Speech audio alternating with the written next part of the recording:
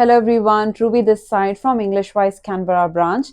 Today we will be discussing about basic daily life conversation, that few of the sentences that you can use on a daily basis. For example, let's say if you want to say thank you, instead of saying just thank you, else you can say? You can say, I really appreciate your kindness. The next sentence that you can say, I can't thank you enough for your support. Or you can say, thank you so much for your help. The next one is, whenever you want to end a conversation, instead of saying, okay, bye, what you can say, I'll see you soon. Take care. Or you can say, it was great talking to you. Have a wonderful day. And the last one that you can use is, let's catch up again soon. Until then, goodbye.